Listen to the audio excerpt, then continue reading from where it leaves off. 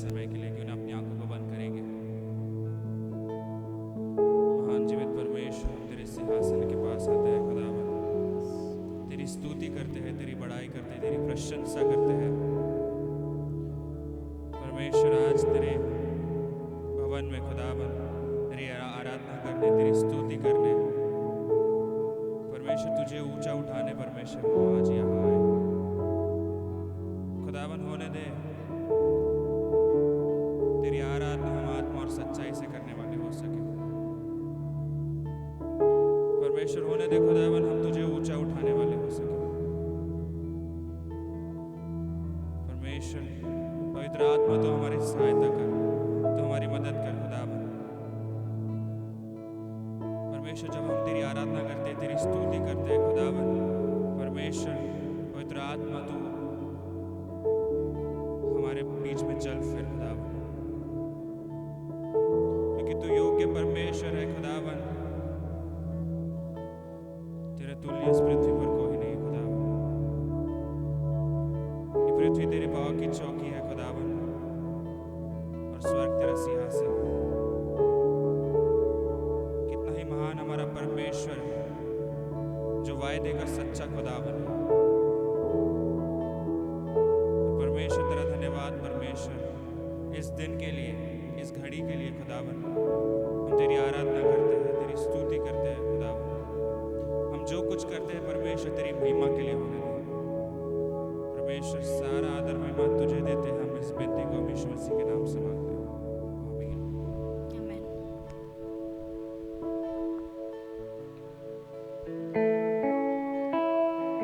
Praise Lord church. एक नया दिन, एक नया समय परमेश्वर ने हमारे जीवनों में जोड़ा, उसके लिए धन्यवाद देते हैं। आमीन। दुनिया में भले ही बुरा समय चल रहा हो, बट हमारे लिए ये महीना भलाई का महीना है। आमीन। परमेश्वर हमारे जीवनों में भलाई और उसकी शांति को लेके आए, हम ये प्रार्थना करते हैं। जैसे उसका वचन कहता है, अच्छा चरवाहा मैं हूँ। अच्छा चरवाहा भेड़ों के लिए अपने प्राण दे देता है। आमीन। वो सच्चा चरवाहा है, वो अच्छा चरवाहा है। तो क्यों ना हम उसके लिए चिल्लाते हुए, नाचते हुए और गाते हुए उसकी स्तुति करें, क्योंकि उसने क्रूस पर अपने प्राण दे दिए। आमीन। कम ऑन चर्च, हम अपने जहाँ पर भी खड़े हैं, हम उस स्थान पर खड़े हो जाए और उसकी महिमा करें। आमीन।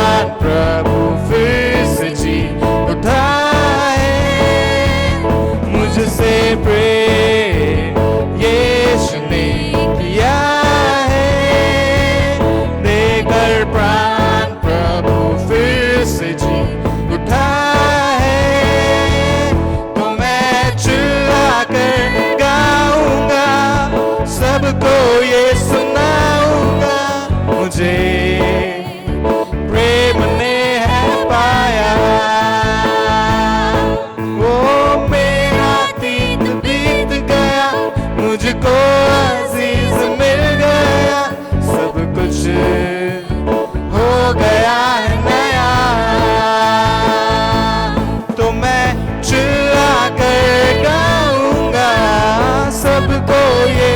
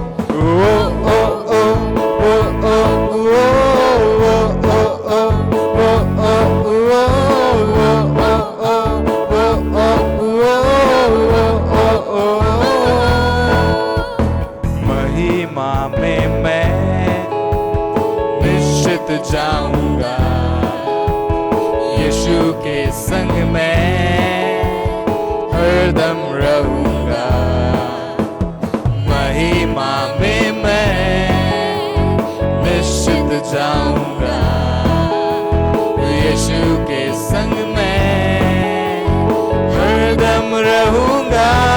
मुझसे प्रेम यीशु ने किया है, देकर प्राण प्रभु फिर से जी उठा है।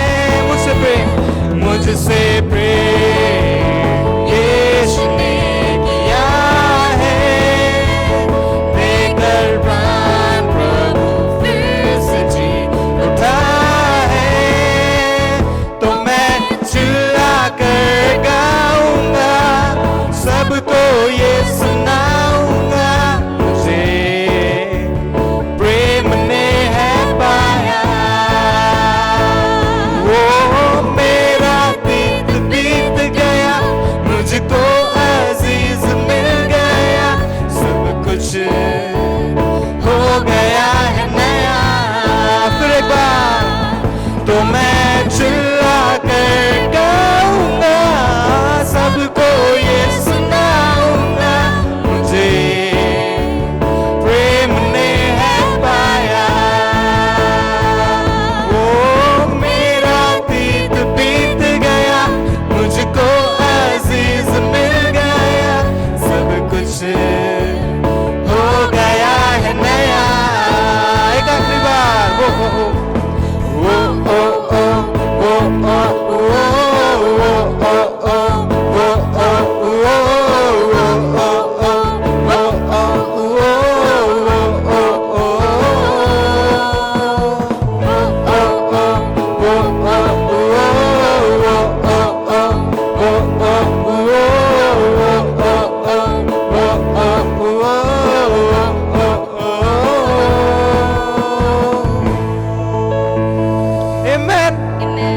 परमेश्वर की स्तुति हो, उसकी महिमा हो।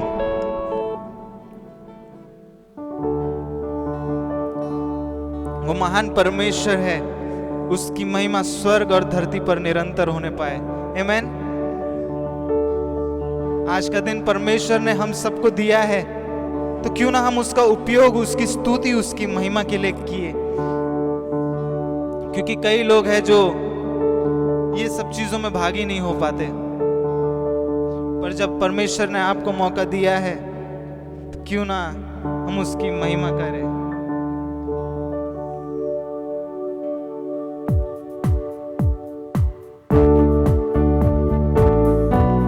अपने हाथों को ऊपर उठाते हुए ताली बजाते हुए उसकी महिमा करेंगे।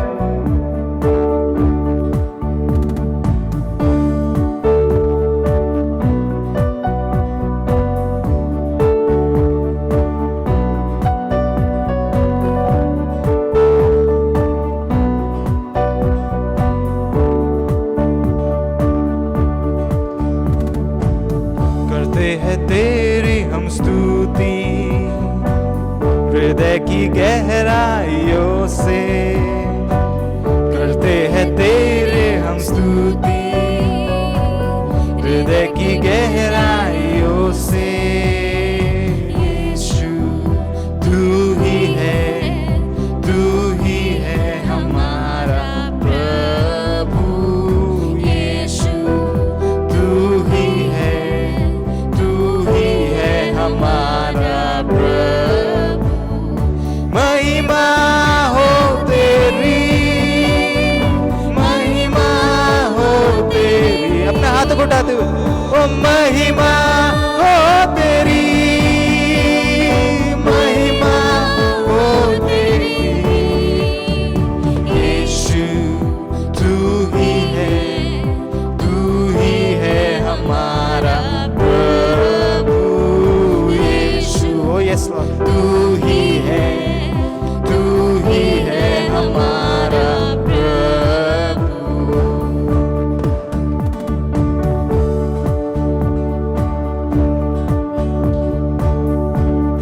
परमेश्वर एक आत्मा है और आत्मा और सच्चाई से आराधना करने वालों से प्रसन्न होता है। आमीन।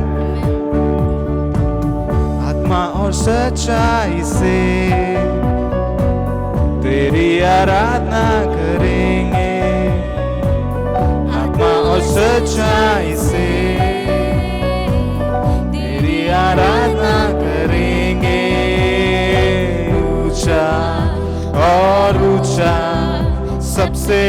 ऊंचा रहे तेरा नाम, ऊंचा और ऊंचा, सबसे ऊंचा रहे तेरा नाम। महिमा हो तेरी, महिमा हो तेरी, come on church, महिमा हो तेरी, महिमा हो तेरी, यीशु तू ही है हमारा प्रभु, यीशु तू ही है हमारा प्रभु। महिमा हो तेरी, महिमा हो तेरी, ओ महिमा हो तेरी, महिमा हो तेरी, यीशु तू ही है हमारा प्रभु, यीशु तू ही है हमारा प्रभु।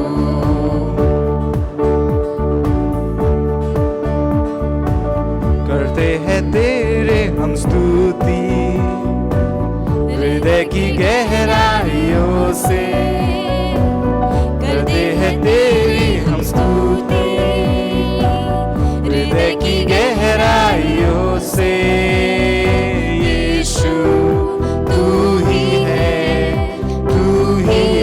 हमारा प्रभु, यीशु तू ही है हमारा प्रभु। महिमा महिमा हो तेरी, महिमा हो तेरी, ओ महिमा हो तेरी, महिमा हो तेरी, यीशु तू ही है हमारा प्रभु, यीशु तू ही है हमारा प्रभु। आमेन। Thank you, Lord. परमेश्वर की महिमा हो, उसकी स्तुति हो, उसकी आराधना हो। Thank you.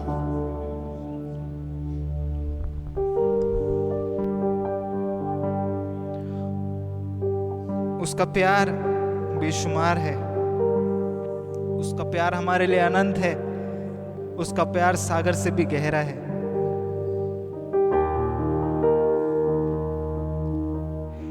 हम सब जब एक मन से इकट्ठा हुए हैं तो उसका प्यार ही तो है जो हमें एक साथ लाया है। अगर वो प्यार नहीं करता तो हम भी साथ में नहीं होते और शायद हम जीवित भी नहीं होते। परमेश्वर हमारे हर पल साथ होता है। कई मुसीबतें टल जाती है,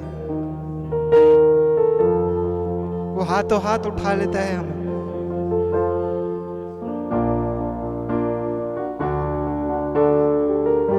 उसका अनोखा प्यार है। चर्च आज उसकी महिमा में कोई कमी ना छोड़े, क्योंकि उसने हमें प्यार करने में कोई कमी नहीं छोड़ा।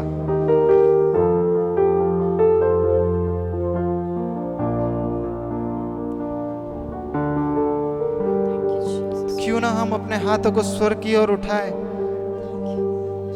और परमेश्वर से कहे, परमेश्वर हमें तुझसे ही आस है, तुझसे ही आशा है। परमेश्वर तू नहीं तो हमारा कौन। तू हमें कभी नहीं छोड़ता परमेश्वर, तू कभी नहीं त्यागता। Yes, Lord.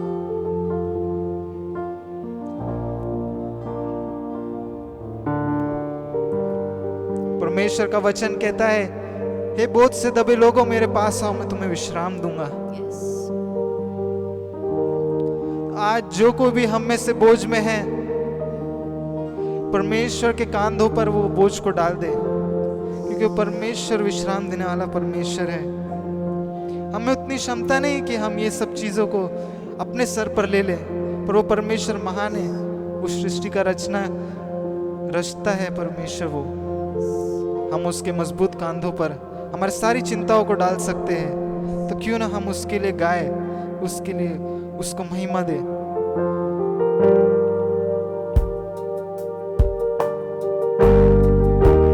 अपने हाथों को ऊपर उठाते हुए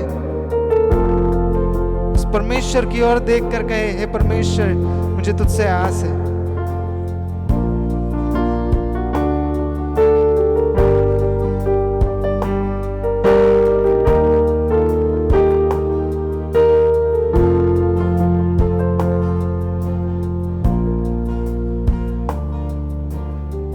कैसा अनोखा तेरा प्यार है,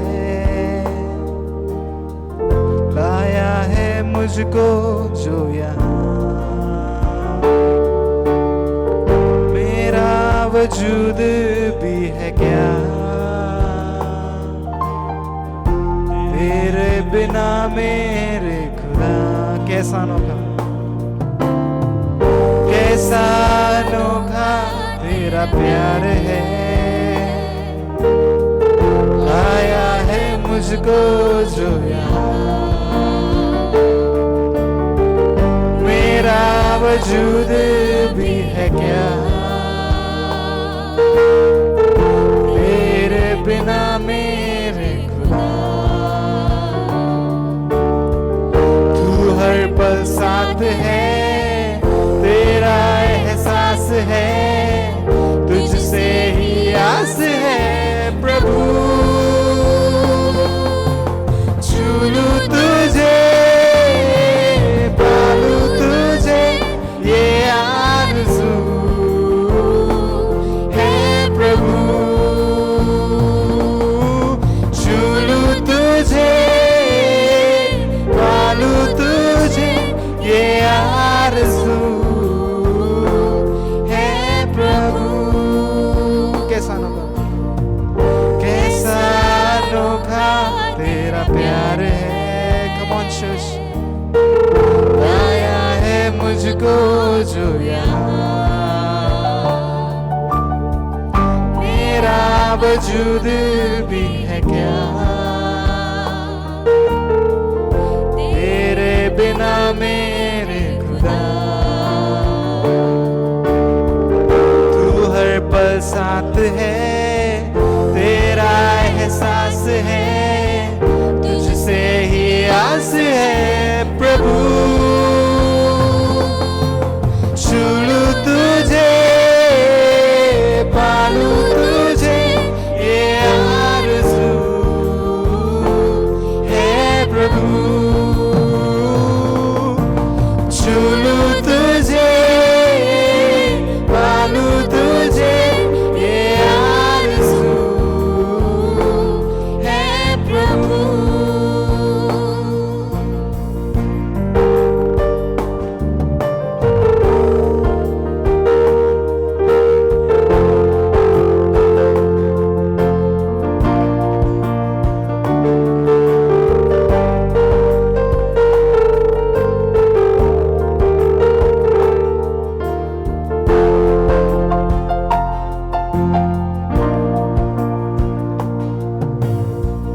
हर लम्हा तुझ में ही हो, हर पल तेरे ही संग हो यीशु। हर पल तेरे ही संग हो यीशु, यीशु। हर लम्हा तुझ में ही हो, हर पल तेरे ही संग हो यीशु, हर पल तेरे ही संग हो यीशु, यीशु। हर लम्हा तुझ में ही हो, हर पल तेरे ही संग हो यीशु, यीशु। हर पल तेरे ही संग यीशु, यीशु। तुझसे ये दुआ है मेरी, महिमा मैं करूं तेरी। तुझसे ये दुआ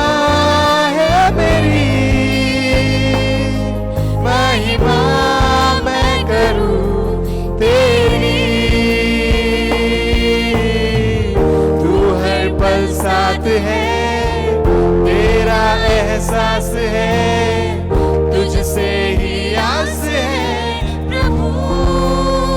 छू तुझे, छू लूं तुझे, पालू तुझे, ये आरज़ू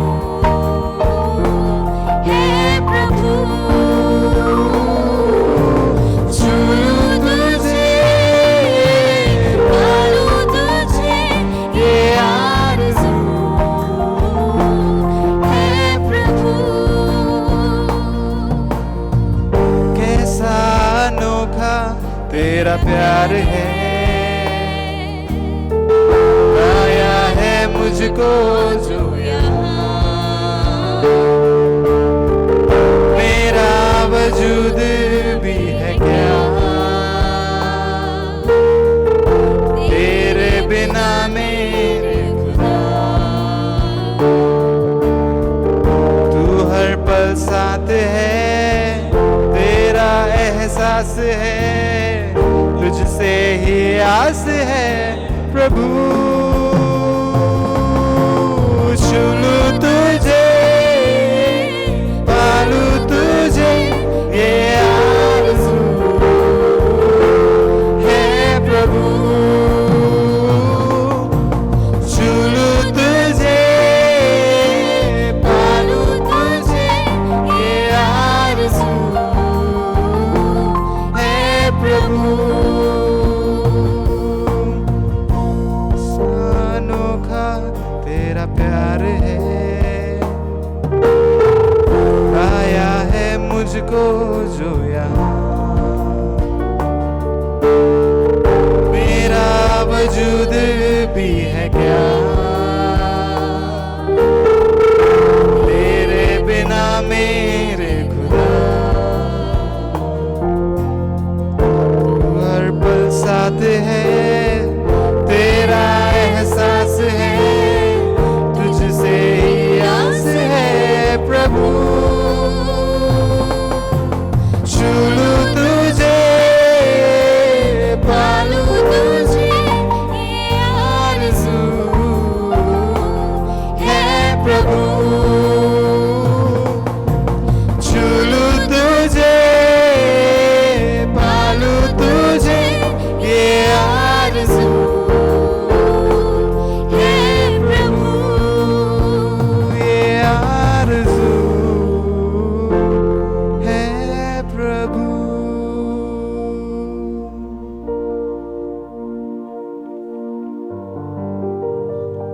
यस लॉर्ड, तेरा प्यार अनोखा है।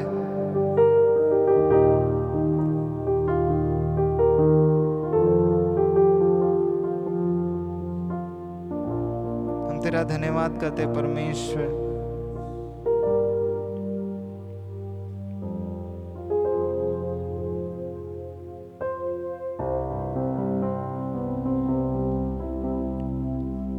परमेश्वर तू आजा,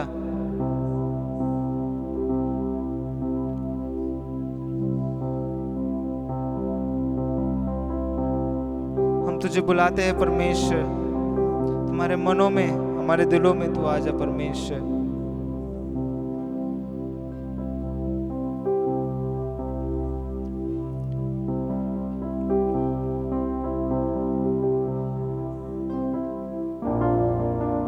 कम ऑन चर्च, हम अपने मुंह को खोले, उस परमेश्वर को धन्यवाद दे जिसने आप और हमें जीवन दिया है।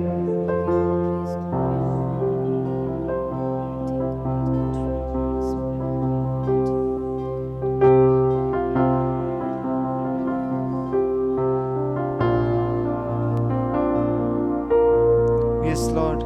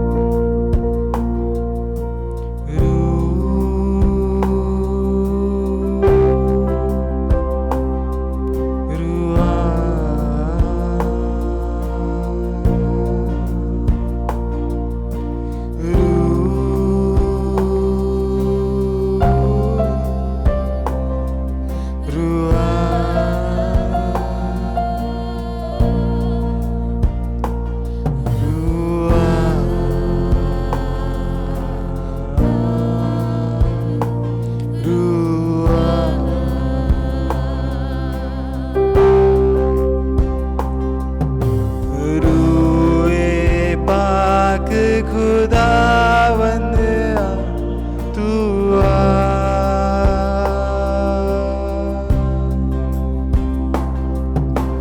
जान जिस्म और रूह में तू बस जा।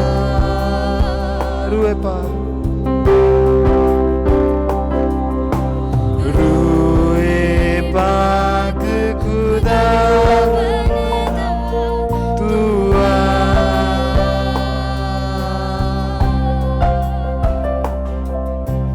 जान जिस्म और रूह में तू बस जा।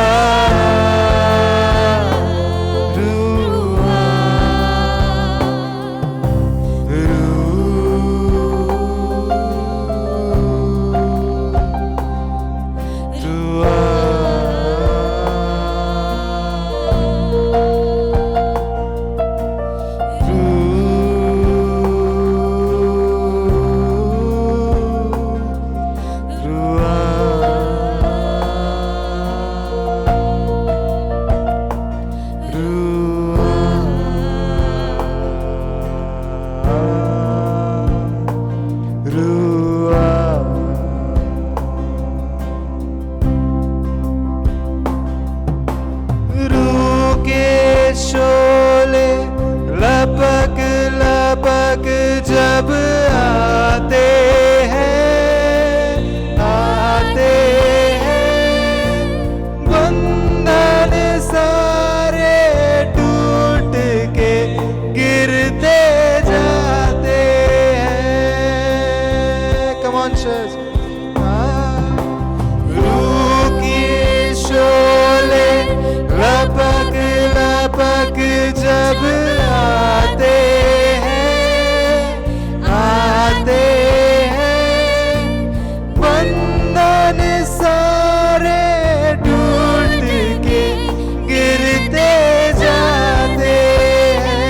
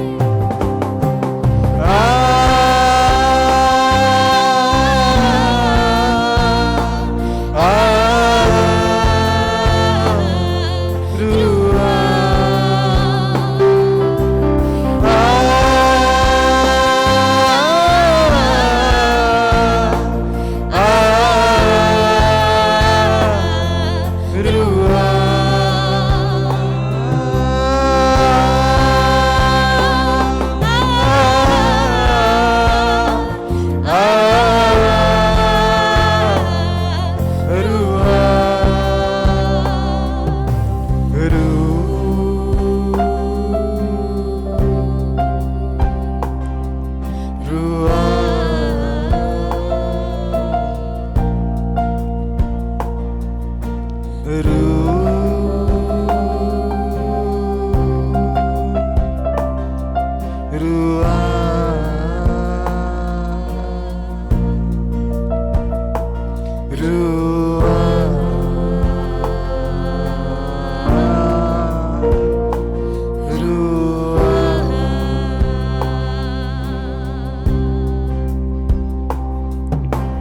रूह की सूरत में यीशु जब आएगा आएगा तहस नहस होगा शैतान गिर जाएगा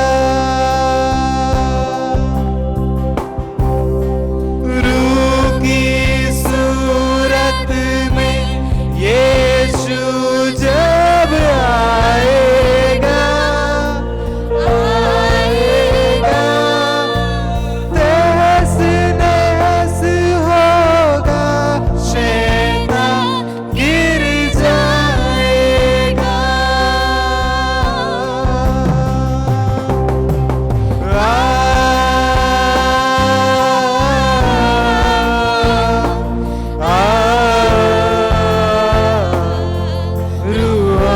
कम ऑन चर्च अपने हाथों को उठाए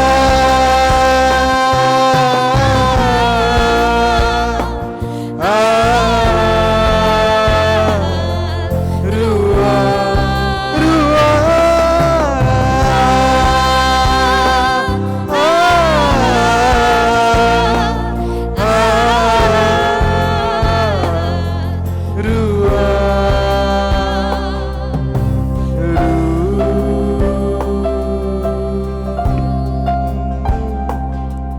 रुआ हाँ परमेश्वर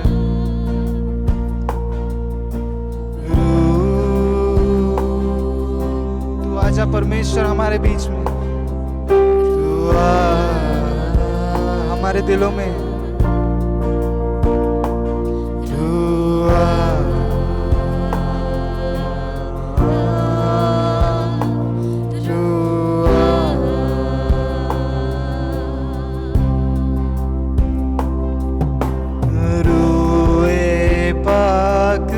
खुदाबंद तू कम ऑन चर्च उसको आराधना जान जिस्म और रूह में तू बस जा रूह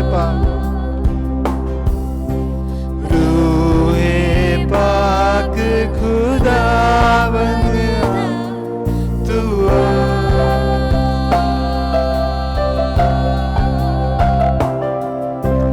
जान जिस्म और रूह में तू बस जा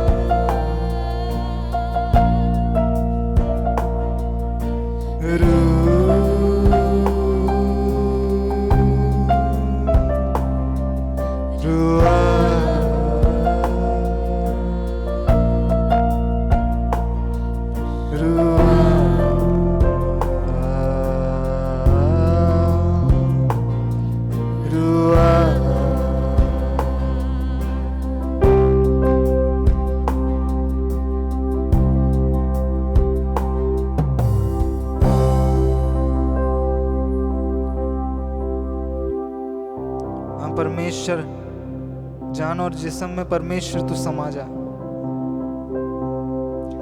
और रूह में भी बस जा परमेश्वर।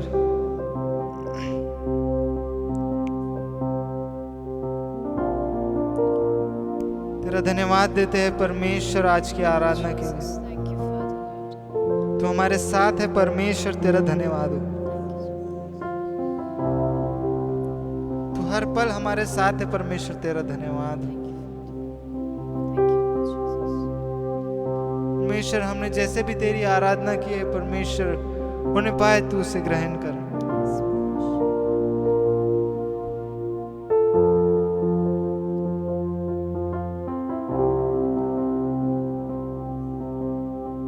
आगे परमेश्वर जब तेरा दास तेरा वचन लेके आता है, उन्हें पाए कईयों के मनों में वो काम करे। तेरी गहरी समझ हमारे मनों में आ जाए परमेश्वर, हमारे दिलों में आ जाए, क्योंकि जितना हम तुझे जानते हैं परमेश्वर, तो हमें उतनी गहराई में ले चलता है। अपने वचन की गहराई से परमेश्वर अपने प्रेम से हमें भर दे। आगे का संपूर्ण समय परमेश्वर तेरे हाथों में सौंपते। Take complete control Lord. तू बढ़ जाए और हम घट जाए परमेश्वर। सारी महिमा सारा आदर परमेश्वर हम तुझी को देते। इस छोटी सी विनती को मानते तेरे बेटे यीशु मसीह के नाम से, आमीन, आमीन।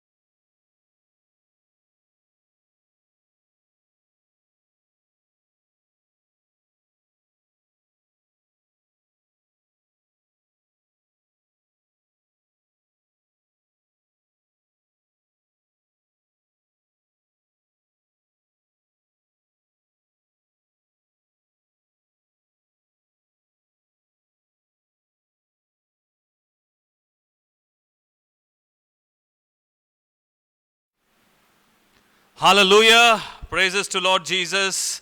परमेश्वर पिता, पुत्र, पवित्र आत्मा की बड़ाई हो।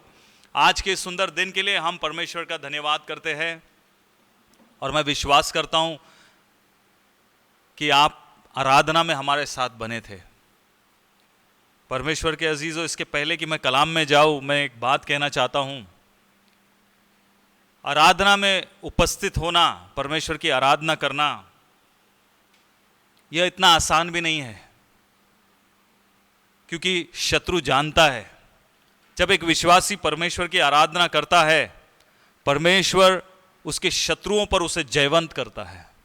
आप कलाम को पलट कर देख लीजिए, जितने भी वर्शिपर्स रहे हैं, जितनों ने भी खुदा की आराधना की, उनके शत्रु कभी उन पर प्रबल न हुए। सबसे बड़ा उदाहरण तो दाऊद है, और भी ऐसे उदाहरण है। राजा यहोशापात भी, जब एदोम का राजा सारे अम्मोनियों को इकट्ठा करके, मोआबियों को इकट्ठा करके उस पर चढ़ाई की, तब परमेश्वर के लोगों ने, राजा यहोशापात ने हथियार बंदों के आगे आराधकों को खड़ा किया उसने गवैयों को आगे खड़ा किया और लिखा है कि कहातियों और कोरहियों को और लेवियों को ऊंचे स्वर से गाने के लिए आगे रखा। वे गाते बजाते हुए हथियारबंदों से भी आगे परमेश्वर की स्तुति करते हुए बढ़े। और ये बहुत अद्भुत उदाहरण है कलाम से कि परमेश्वर ने उनको जयवंत किया क्योंकि खुदा उनके आगे आगे चल रहा था। और वचन में लिखा है, आप दूसरा इतिहास 20 अध्याय पढ़ सकते हैं आराम से, और उसमें आखिरी आयतों में 29-30 में भी हम देखते हैं, लिखा है कि उनके शत्रुओं से, इजरायलियों के जितने शत्रु थे, एक नहीं सारे शत्रुओं से, लिखा है उनके अंदर परमेश्वर का डर समा गया और परमेश्वर ने उनको चारों ओर से विश्राम दिया। आज क्या आप युद्ध का सामना कर रहे हैं? अगर हां, उसमें जयवंत यदि होना चाहते हैं, खुदा की आराधना कीजिए। कितने ऐसे हैं जो शायद सो के उठ भी नहीं पाते आज के दिन। कितने ऐसे हैं जो आराधना क्या होती है भूल ही गए इस 1-1.5 साल 2 साल में, क्योंकि वे आज़ाद हो गए हैं, वो मनमानी कर सकते हैं। लेकिन याद रखिए, परमेश्वर की आराधना में वो सामर्थ है कि आपके शत्रुओं को परमेश्वर आपके पांव के नीचे कर देता है। मैं एनकरेज करना चाहता हूं कि सब आराधना में जरूर शामिल हुआ करें। मिलकर आराधना करने में बड़ी सामर्थ है। परमेश्वर की महिमा कीजिए और निश्चय ही परमेश्वर आपके शत्रुओं को आपके पांव के नीचे कर देगा। चर्च, आज का जो विषय है वो है the new heaven and a new earth, नया आकाश और नई पृथ्वी। जैसे पिछले समयों में मैं बताता आया हूं कटनी का विषय, उसमें मैंने समझाया था किस प्रकार से 6 दिवसों में जो खुदा ने रचना की, 7वें दिन विश्राम किया। कैसे हम उसके आधार पर एक अंदाजा लगा सकते हैं या उसकी गहराई को समझने की कोशिश कर सकते हैं कि कैसे आदम से लेके तो यीशु के आगमन, पहले आगमन तक 4000 वर्ष का समय रहा है। जो वंशावली हम आदम से देखते वो केवल 4000 वर्ष की है यीशु मसीह के आगमन तक, और उसके पश्चात 2 साल का जो समय रहा यीशु मसीह के जाने के बाद, अभी जो 2000 साल लगभग पूरे होने जा रहे हैं, वो समय कलीसिया का दौर हम कह सकते हैं, कलीसिया का एज कह सकते हैं। और इसके बाद यीशु मसीह का द्वितीय आगमन होगा जो 7वां दिवस कहलाता है, जिसको हम मिलेनियन एज कहते हैं, जो 1000 वर्ष का राज रहेगा, अनंत काल। उसके बाद हम देखते हैं कि अनंत काल का समय आएगा, न्याय किया जाएगा और अनंत काल का समय आएगा जहां नया स्वर्ग और नई पृथ्वी की बात परमेश्वर ने कही है। मैं ये कहना चाहता हूं कि आज हम उस नया स्वर्ग और नई पृथ्वी के विषय में थोड़ा सा जानने की कोशिश करेंगे। आज क्या नई बात और क्या परमेश्वर अपने कलाम से मुझे और आपको चिताना चाहता है, हम इस ओर ध्यान देंगे। प्रकाशित वाक्य की पुस्तक जब हम खोलते हैं, डरने की जरूरत नहीं है, क्योंकि कलाम कहता है कि धन्य है वो जो इस भविष्यवाणी की पुस्तक को पढ़ता है, उस पर विश्वास करता, उस पर ईमान लाता है।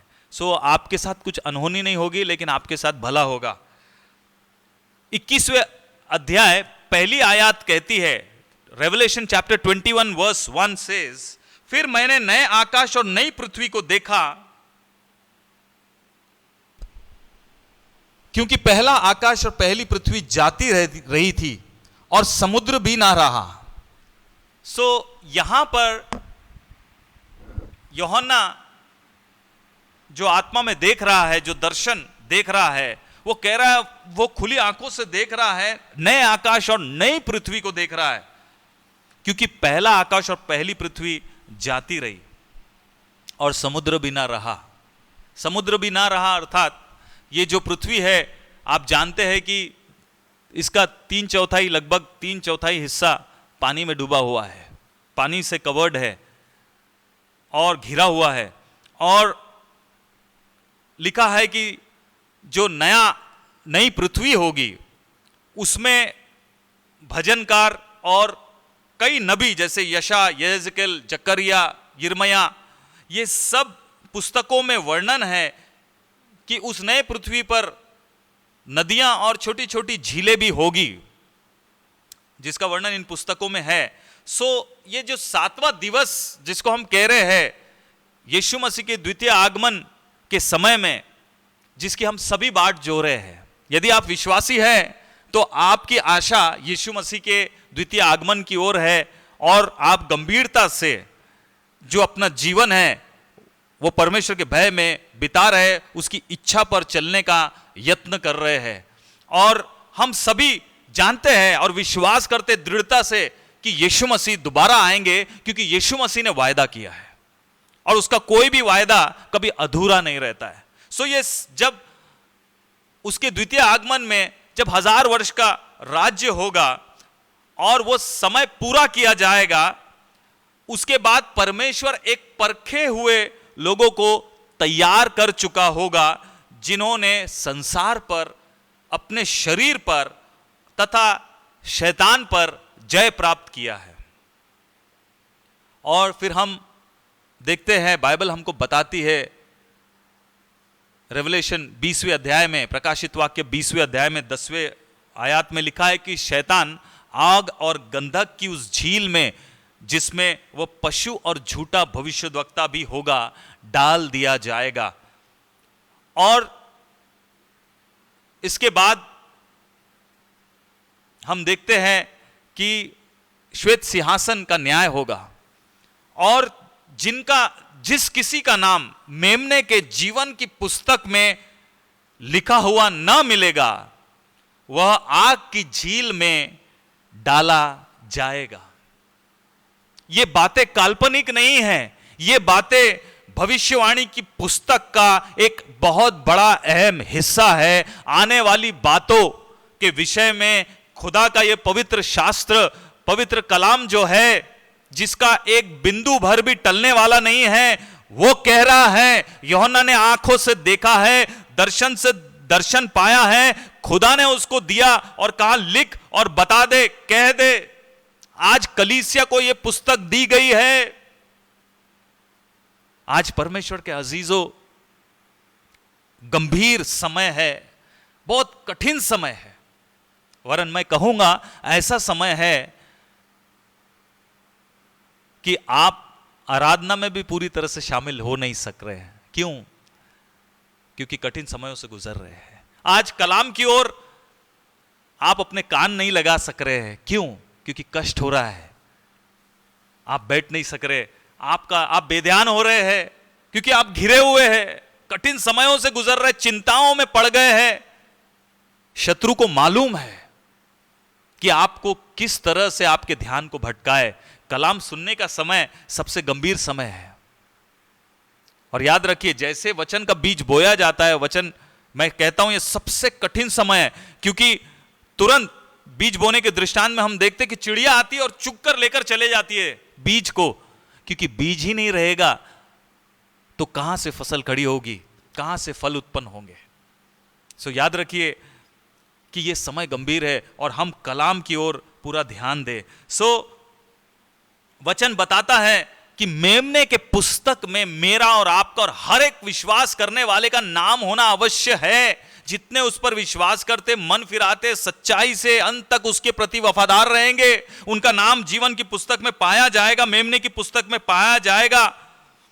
और जिनका नाम उसमें नहीं होगा, 20वें अध्याय प्रकाशित वाक्य 15वीं आयत में 15th वर्स में लिखा है, वे भी आग के झील में डाले जाएंगे। पहला आकाश और पहली पृथ्वी जाती रहेगी और हमें परमेश्वर के अनंत उद्देश्य तक प्रभु ले आएगा।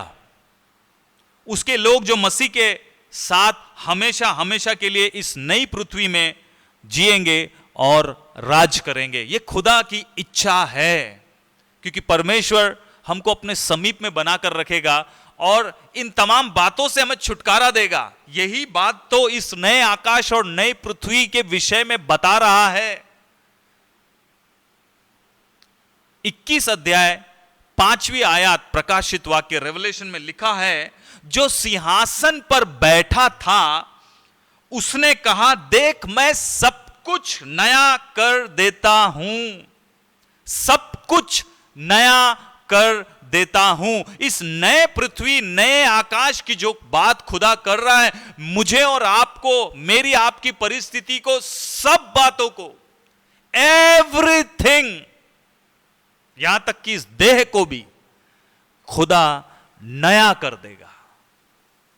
आमेन। परमेश्वर की स्तुति हो।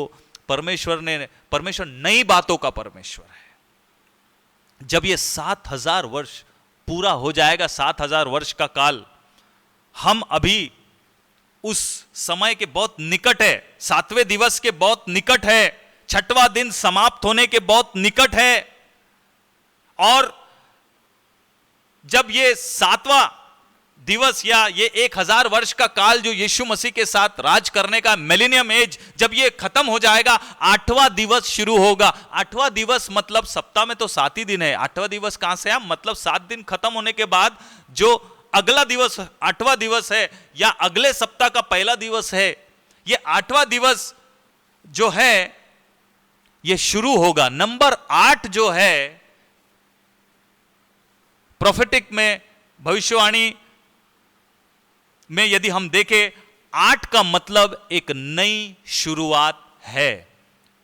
यीशु मसीह सब्बात के अगले दिन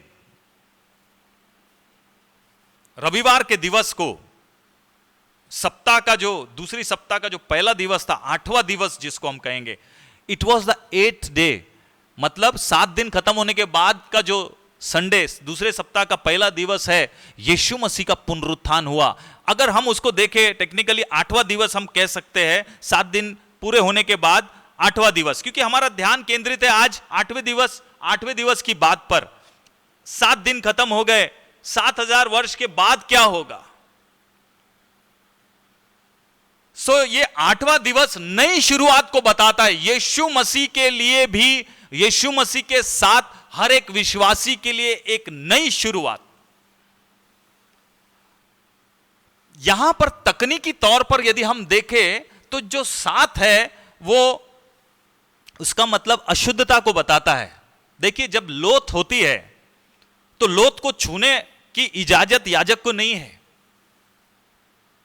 क्योंकि वो अशुद्ध हो जाएगा। 7 का मतलब यहां टेक्निकली, अगर आप तकनीकी तौर पर देखें, मैं बताना चाहता हूं कि यह अशुद्धता को दिखा रहा है, और 8वें का मतलब शुद्धता। इसीलिए आप देखते हैं कि व्यवस्था में हम पाते हैं कि 8वें दिवस बच्चों का खतना किया जाता था।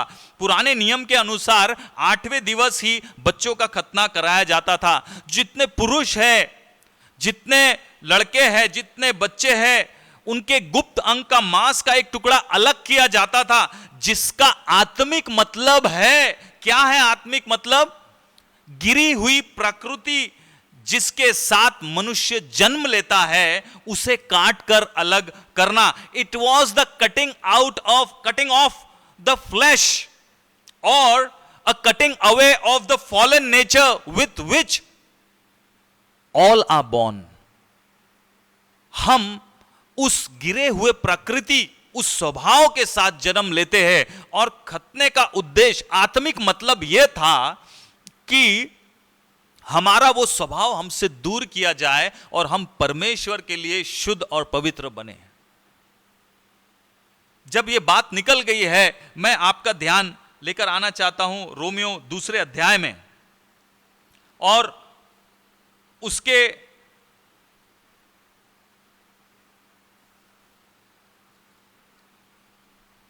2 अध्याय के 28 और 29 आयत, 28th and 29th verse says, कहता है, रोमियो 2:28-29 कहता है, क्योंकि यहूदी वह नहीं जो प्रकट में यहूदी है, और न वह खतना है जो प्रकट में है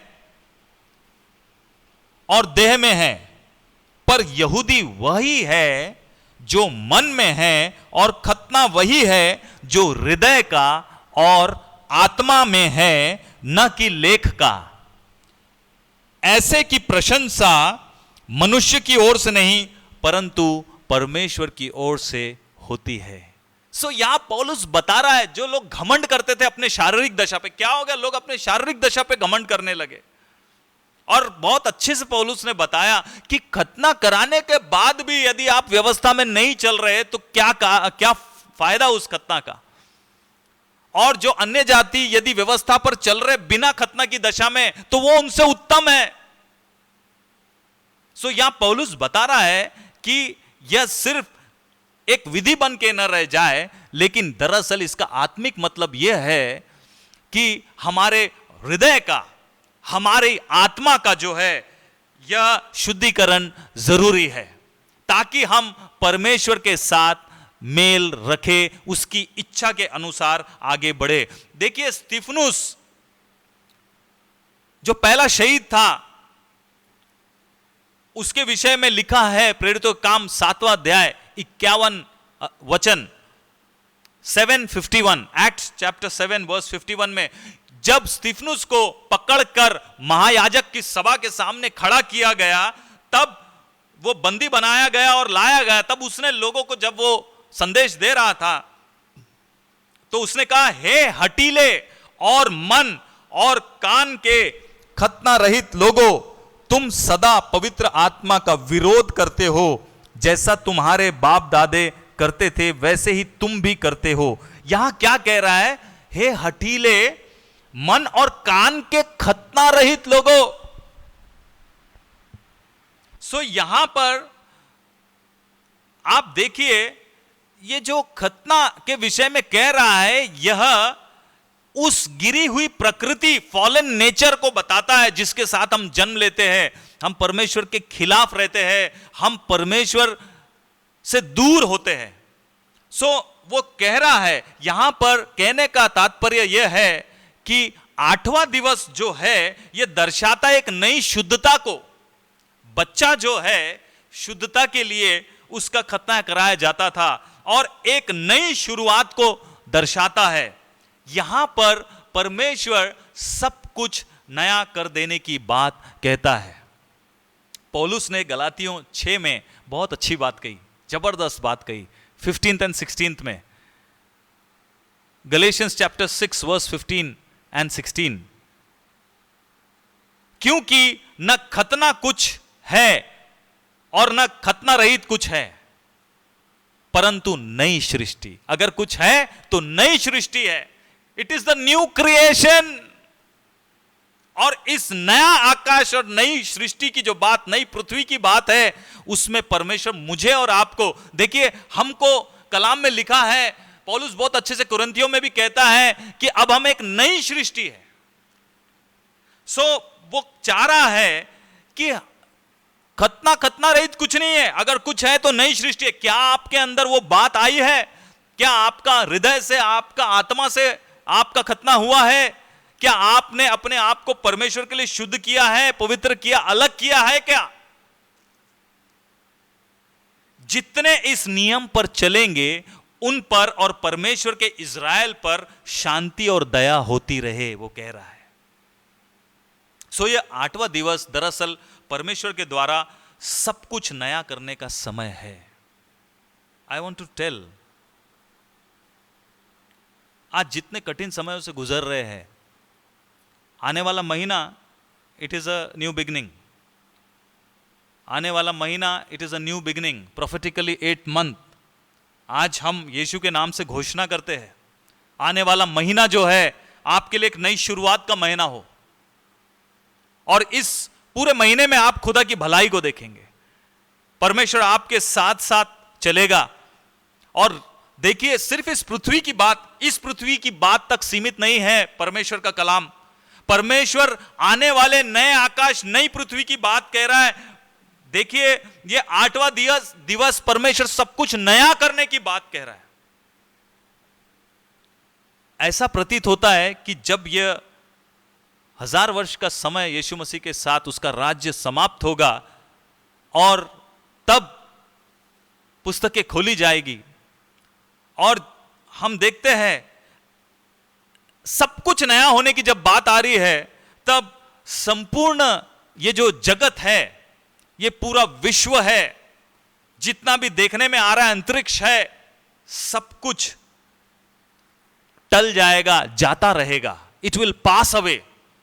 और एक नया आकाश और नई पृथ्वी, नई सृष्टि की परमेश्वर बात कर रहे हैं। यशा नबी कुछ भेद की बात यहां पर कह रहा है।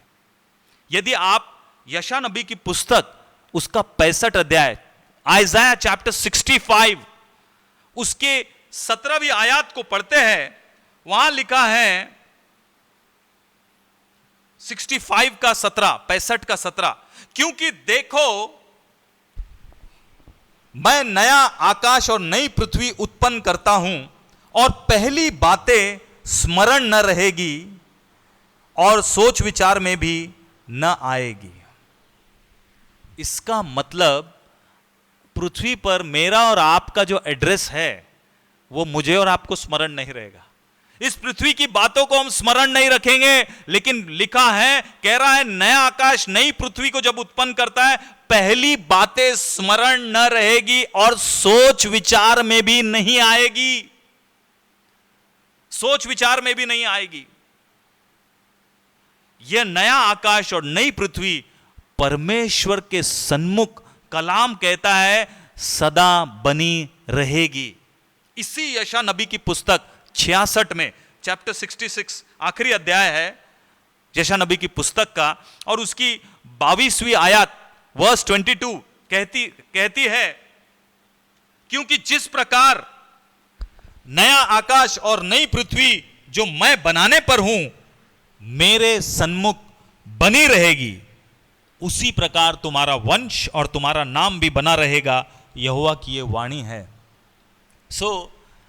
न केवल ये नया आकाश और नई पृथ्वी बनी रहेंगी, वरन कलाम कहता है कि जो हमारे संतानों में, आत्मिक संतानों में, चाहे वो आपने जो भी परमेश्वर के नाम से आपने सुसमाचार प्रचार किया, लोगों को तैयार किया है, उनमें भी नाम, आदरणीय नाम उनका, और पवित्र बीज जो आपने बोया है उनमें, वो भी सदा बना रहेगा। जब अनंत जीवन की बात कह रहे हैं परमेश्वर के अजीजों, आज जो सबसे मैं देख रहा हूं, जो सबसे मुश्किल बात जो नजर आ रही है मुझे वर्तमान में, वो ये है कि हम परमेश्वर की ओर से बेध्यान और बेध्यान होते चले जा रहे हैं। कितने विश्वासी विश्वास से भटक रहे हैं।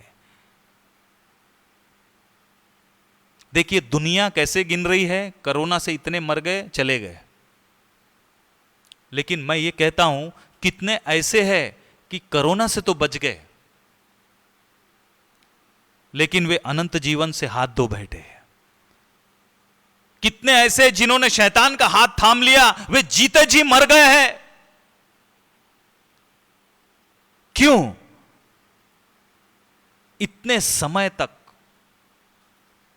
खुदा के भवन से हम दूर रहे हैं। ऐसा नहीं है, खुदा काम करता है। आज भी आप अपने घरों में खुदा की उपस्थिति, आपके घर में जितने लोग मन लगाए हुए हैं, जितने लोग आज परमेश्वर का भजन करते हैं, फेलोशिप रखते हैं, संगति में बने रहते, खुदा का कलाम सुन रहे, परमेश्वर ने आज उनको संभाल कर रखा है, वे सरगर्म हैं। लेकिन बहुत तेरे ऐसे हैं जिनके हाथों में चुनाव था, लेकिन उन्होंने परमेश्वर का दामन छोड़ दिया, उसका हाथ छोड़ दिया। आज वे संसार में पाए जा रहे हैं, आज वे बुरी स्थिति में हैं, आज वो मरी हुई दशा में वापस लौट गए हैं। अफसोस की बात। क्यों? क्योंकि अब मनुष्य सिर्फ रोटी, कपड़े, मकान की चिंताओं में लगा हुआ है। उसको इस नए आकाश और नई पृथ्वी की कोई भी चिंता नहीं, या उसे किसी बात की फिक्र नहीं, ना उसे ध्यान है कि मुझे जो है यहां से कूच करके उस नए आकाश और नई पृथ्वी की ओर जाना है, जिसके लिए मेरा यीशु 2000 वर्ष से तैयारी कर रहा है। क्या यीशु ने नहीं कहा कि मैं जगह तैयार करने जाता हूं और जब मैं आऊंगा तो तुम्हें अपने साथ लेकर जाऊंगा? कितने इस तैयारी को मन में और हृदय में रखते हैं? कितनों का ध्यान इस ओर है। याद रखिए, जब यीशु मसीह को परखा गया, इब्लिस ने परखा, उसको रोटी की चिंता में डालने की कोशिश की, उसको भावनाओं में तोड़ने की कोशिश की, उसको अपने आप को ऊंचा उठाने की कोशिश में रख दिया, उसको संसार और वैभव दिखाकर उसमें फंसाने की कोशिश की, उसको अपनी आराधना करने के लिए विवश करने की कोशिश की, अपना जीवन इब्लिस के हाथ में सौंपने के लिए विवश की। आज क्या परिस्थितियां ऐसी ही नहीं हैं? कलाम कहता है ऐसी परिस्थितियां उत्पन्न होगी अंत के दिवसों में। नई बात नहीं है अजीजों, विश्वासियों, परमेश्वर के लोगों, आपके और मेरे लिए कुछ भी अनहोना नहीं है। आज रोटी की चिंता, आज हर बात की, आप देखिए आज न्यूज में भी आप जब देखते क्या है, निराशा के सिवा कुछ नहीं है, और निराश हो जाते हैं लोग। आज कठिन परिस्थितियां हैं, कुछ भी अच्छा नहीं नजर आ रहा है, और इंसान उसी याद में, उसी चिंता में जो है पड़ा हुआ है। अरे संसार को जो है आशा नहीं है, लेकिन परमेश्वर के अजीजों, आपके पास तो एक बहुत बड़ी आशा है। और परमेश्वर के लोग जानते हैं कि उनको कहां जाना है और उनका देश कौन सा देश है। हम अनंत जीवन में क्या लेकर जाएंगे? जब हम मर जाएंगे तब हम क्या लेकर जाएंगे? कलाम कहता है जो कुछ भी हमने परमेश्वर में परिश्रम किया है और हमने जो कार्य किए हैं वे हमारे साथ जाएंगे। आइए मेरे साथ कलाम खोले, प्रकाशित वाक्य उसका 14 अध्याय, रेवलेशन चैप्टर 14 वर्स 13, 13वीं आयत क्या कहती है? फिर मैंने स्वर्ग से यह शब्द सुना। यूहन्ना गवाही दे रहा है कि मैंने स्वर्ग से यह शब्द सुना, और क्या कहा उससे? लिख। कहा लिख। क्यों लिख? ताकि भूल ना जाए। लिख ताकि लोग बार बार पढ़े। लिख ताकि ये पुस्तक तेरे चित्त से उतरने ना पाए। हम क्यों खुदा का कलाम अपने सरों पर, अपने हथेलियों पर, है ना, पर अगर आप देखेंगे यहूदी लोग हर जगह, विश्वासी लोग हर जगह आप देखेंगे, घरों में, फाटकों में, दीवारों पर हर जगह कलाम लिखते हैं, है ना। घर में कैलेंडर होता है, हर दिन एक वचन होता है, पढ़ते हैं लोग। क्यों? ताकि हमारा ध्यान उस पर बना रहे। कह रहा है लिख ले, जो मृतक प्रभु में मरते हैं। जितने मृतक प्रभु में मरते हैं, मरते तो बहुत से हैं, लेकिन प्रभु में सब मरते हैं क्या? Very important. Don't be caught dead without Jesus. Yeshu Masih के बगैर मरना नहीं। जितने मृतक यीशु प्रभु में मरते हैं वे अब से धन्य है, कलाम कहता है। चर्च, क्या आपने अपने प्रियजन को खोया है?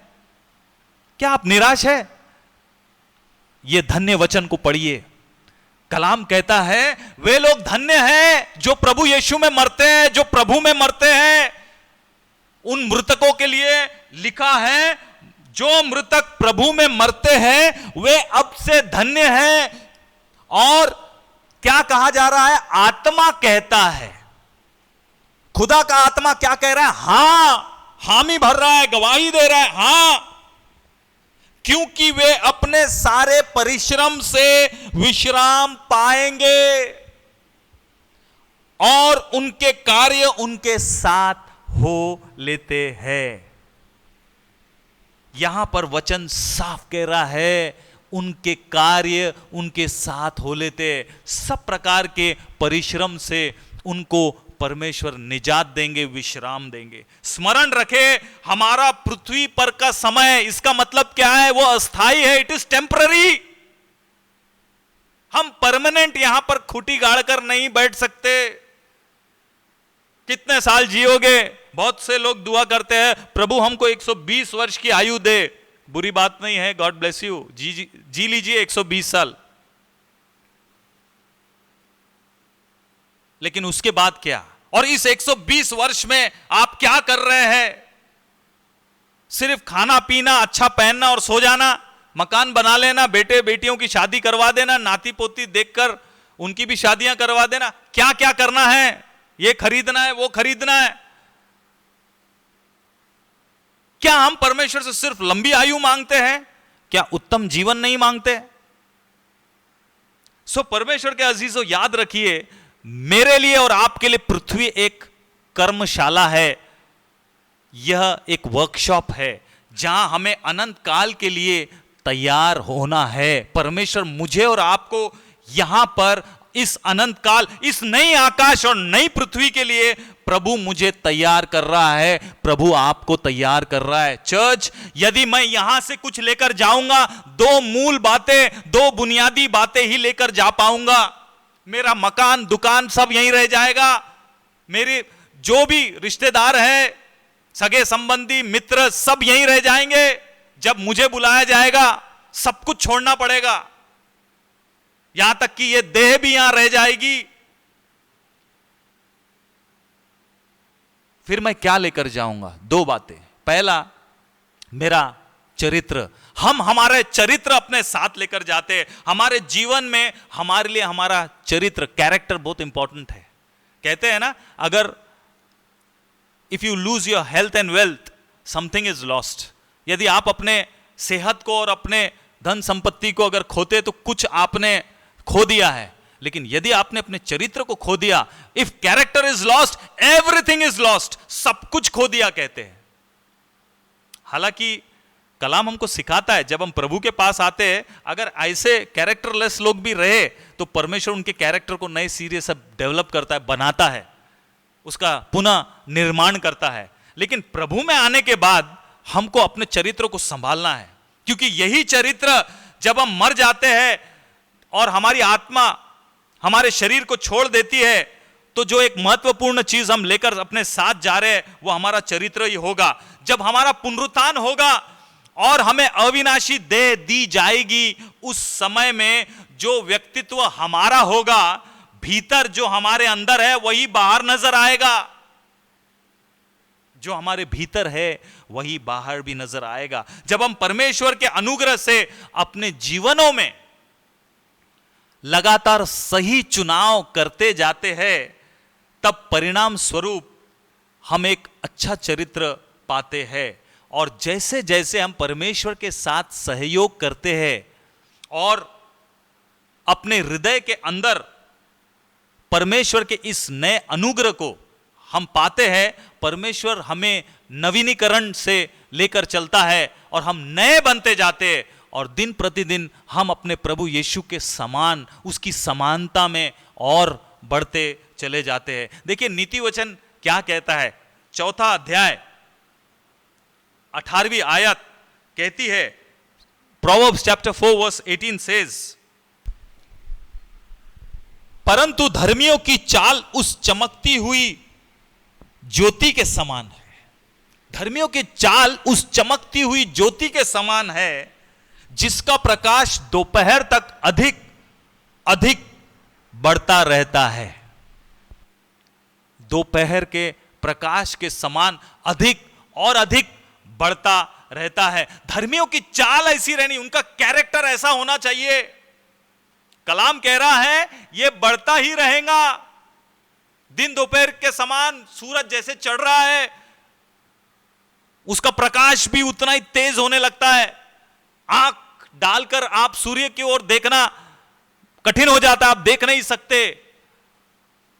उसी प्रकार धर्मियों की चमक भी होगी, उनकी चाल उस चमकती हुई ज्योति के समान होगी। कलाम कहता है जब हम परमेश्वर के मार्ग पर चलते हैं और बने भी रहते हैं, तब हमारे मार्ग प्रकाशित होते हैं। अर्थात एक विश्वासी जो है वो सीधे मार्ग पर चल सकता है और बिना अवरोध के बिना ठोकर खाए हुए चलता रहता है। परंतु जो दुष्ट होते हैं, जो मनमानी करते हैं, जो परमेश्वर के बताए मार्ग पर नहीं चलते, उनके साथ ऐसा नहीं होता है। वे जैसा करते हैं वैसा फल को वे भोगेंगे और वे ठोकर खाएंगे। 19वीं आयत कहती है, इसी नीति वचन 4 का 19वीं आयत कहता है, दुष्टों का मार्ग घोर अंधकार मय है, वे नहीं जानते कि वे किस से ठोकर खाते हैं। उनको मार्गदर्शन नहीं मिलेगा। वहीं इसके विपरीत, जहां पर धर्मी और चमकता और ज्योति में बढ़ता चला जा रहा है, वहीं दुष्ट घटता चला जा रहा है, अंधकार में और अंधेरा होता चला जा रहा है। दूसरी चीज जो हम परमेश्वर के राज्य में लेकर जाएंगे, वे है वे लोग जो परमेश्वर हमें देता है। वे लोग जो परमेश्वर हमें देता है। आप कहेंगे कैसे? देखिए, परमेश्वर, यूं तो परमेश्वर स्वयं हमारा भाग है, परमेश्वर हमारी विरासत है, परमेश्वर हमारा आनंद है, परमेश्वर हमारा पुरस्कार है। क्योंकि भिन्न भिन्न जगहों में हम देखते हैं, जैसे उत्पत्ति में 15 अध्याय में इब्राहिम से यहोवा ने दर्शन में उसके पास ये बात पहुंचाई और कहा, हे अब्राम मत डर, तेरी ढाल और तेरा अत्यंत बड़ा फल मैं हूं। भजनकार लिखता है, दाऊद कहता है, यहोवा मेरा भाग और मेरे कटोरे का हिस्सा है, मेरे भाग को तू स्थिर रखता है। The Lord is my portion, परमेश्वर मेरा भाग है, मेरे कटोरे का हिस्सा है। तू मुझे जीवन का रास्ता दिखाएगा। 11वीं आयत कहती है भजन 16 का, और वो कहता, तेरे निकट आनंद की भरपूरी है। खुदा के निकट आनंद की भरपूरी है। बावजूद इसके परमेश्वर हमें विरासत के रूप में लोगों को देना चाहता है। कौन लोगों को देना चाहता है? वे लोग जिनमें हम परमेश्वर की वचन की सेवकाई करते हैं। आप और मैं कुछ ऐसे लोग जरूर हैं जिनके पीछे अपना समय देते हैं, जिनको लगातार हम वचन सुनाते हैं, जिनको हम लगातार परमेश्वर की धुन में लगाते हैं, उस अनदेखे राज्य की ओर उनको बढ़ाते हैं, उद्धार के लिए और सिद्धता में उनको लेकर चलते हैं। परमेश्वर ऐसे लोगों को अनंत काल के समय में मेरा और आपका मुकुट ठहराएगा। वे मेरे और आपके पुरस्कार ठहरेंगे। देखिए कलाम क्या कहता है, फिलिपियों में पौलुस क्या कह रहा है, 4 अध्याय और पहली आयत में लिखा है, हे मेरे प्रिय भाइयों, जिनमें मेरा जी लगा रहता है, जो मेरे आनंद और मुकुट हो। वह फिलिपियों की कलीसिया को कह रहा है, हे मेरे प्रिय भाइयों, जिनमें मेरा जी लगा रहता है और जो मेरे आनंद और मुकुट हो। मतलब वो इनकी धुन में लगा है, इन्हीं की फिक्र है, और इन्हें परमेश्वर के कलाम से जो है वो समय समय पर जो है सेवकाई कर रहा है, उन्हें तैयार कर रहा है। कह रहा है, मेरे आनंद और मुकुट हो, तुम मेरे आनंद और मुकुट हो। You are my joy and my crown. हे मेरे प्रिय भाइयों, प्रभु में इसी प्रकार स्थिर रहो। और दूसरे जगह पहला थिस्सलुनीकियों 2 अध्याय 19वीं आयत, 1 थिस्सलुनियंस चैप्टर 2 वर्स 19 में लिखा है, भला हमारी आशा का आनंद या बड़ाई का मुकुट क्या है? प्रश्न कर रहा है, भला हमारी आशा या आनंद का मुकुट या बड़ाई का मुकुट क्या है? क्या हमारे प्रभु यीशु के सन्मुख उसके आने के समय तुम ही ना होंगे? वो कह रहा है, जब यीशु मसीह अपनी महिमा में आएगा और जब हम उसके सन्मुख होंगे, उस समय में तुम ही होंगे, तुम ही हमारे आनंद का, हमारे बड़ाई का मुकुट होंगे। जब हम परमेश्वर के सन्मुख खड़े होंगे, तब जिनकी आप और मैंने अगुवाई की है, परमेश्वर के रास्ते का मार्गदर्शन उनको किया है, उन्हें परमेश्वर के सामने हम उपस्थित करेंगे। हमें ऐसों को सिर्फ उद्धार ही के लिए नहीं अगुवाई करनी है, परंतु ऐसों को हमें सिद्धता प्राप्त करने के लिए भी जो है अगुवाई करनी है। सिर्फ सैल्वेशन तक की बात नहीं है, सिर्फ उद्धार तक की बात नहीं है, सिद्धता को पाना है। कितने क्षेत्र हैं जहां मुझे सुधरना है, मुझे जय पाना है, मुझे सिद्ध होना है। अभी तो प्रभु में ऐसा लगता है मानो एक ही कदम रखा हो। बहुत से क्षेत्र में मुझे और आपको परिपक्व होना है, सिद्धता की ओर बढ़ना है। सबसे पहले हम खुद के मन की रक्षा कर ले, अपने आप को, भीतरी जीवन को परमेश्वर को भाने योग्य बना ले, तैयार कर ले। तब हम दूसरों के जीवन में पवित्र वचन रूपी बीज बो सकेंगे, उन्हें अनंत काल के लिए तब मैं और आप तैयार कर सकेंगे। पौलुस कह रहा है दूसरा कुरिन्थियों 11:2 में, 2 Corinthians chapter 11 verse 2, क्योंकि मैं तुम्हारे विषय में ईश्वरीय धुन लगाए रहता हूं। देखिए पौलुस का धुन क्या है, मैं तुम्हारे विषय में। आज हम उसकी पत्री पढ़ रहे हैं। उस समय में कुरंथ की कलीसिया को यह पत्री लिखी गई। वो कहता है कि हे कुरंथियों, मैं तुम्हारे लिए मैं ईश्वरीय धुन में बना रहता हूं, इसीलिए कि मैंने एक ही पुरुष से तुम्हारी बात लगाई है कि तुम्हें पवित्र कुंवारी के समान मसीह को सौंप दूं। उसकी क्या धुन है? बस मैं किसी तरह इस कलीसिया को, इन लोगों को, यीशु मसीह को एक पवित्र कुंवारी के समान, एक पाक और पवित्र और सिद्ध दुल्हन के समान उसे सौंप दूं। मालूम है एक पति की, एक दुल्हे की के आनंद का कारण क्या होता है? कि उसे एक परफेक्ट लाइफ पार्टनर मिल जाए। वो अपने पत्नी के विषय में, अपने होने वाली दुल्हन के विषय में बहुत अपेक्षाएं उसकी होती है, वैसे ही दुल्हन की अपने दूल्हे के लिए होती है। वो उसको सिद्ध देखना चाहता है। सो परमेश्वर के अजीजों, यहां पर वो कह रहा है मैं मसीह को जब सौंपूंगा तो कह रहा है तुम्हें पवित्र कुंवारी के समान सौंपना चाहता हूं। मतलब सिर्फ उद्धार पाए हुए नहीं, लेकिन सिद्ध लोग। इस नए आकाश और नए पृथ्वी में एक नया यरूशलेम की बात भी कही गई है।